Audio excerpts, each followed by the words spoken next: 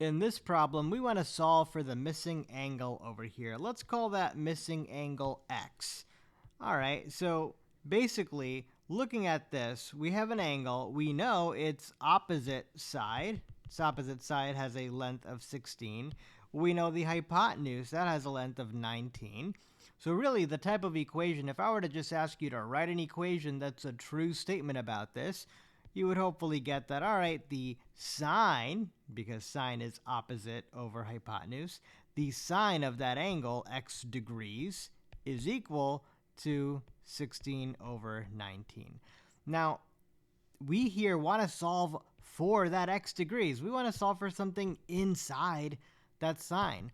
Now, in general, big picture with sines, sine, cosine, any of these things, whenever you have that trig function, the sine the thing inside the parentheses is always an angle. It's always the sine of an angle equals something, equals usually that ratio of lengths.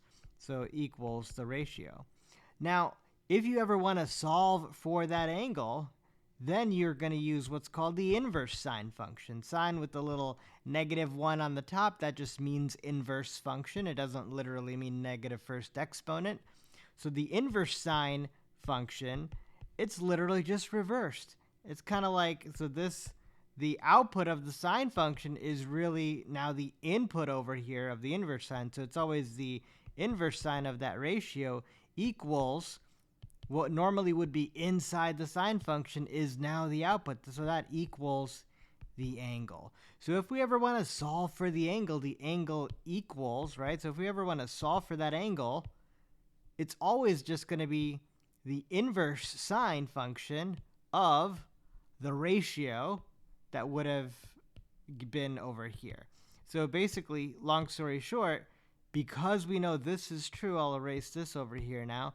So if we want to solve for x over here, the way we could think about this is we can use the inverse sine function. And in that inverse sine function, if we input the ratio over here, the 16 over 19, then we would get that x degrees by itself on one side, and that's how we can solve for it that way.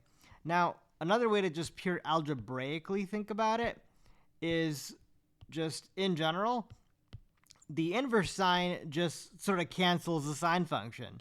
So here, if you're given this, and if you just take the inverse sine function of both sides, then on the left-hand side, the inverse sine function of this whole thing equals the inverse sine function of this 16 over 19. But on this side, the inverse sine function of the sine of x, these two just sort of cancel each other, so you're left with just x by itself here, and you get the same thing, that it equals the inverse sine of 16/19.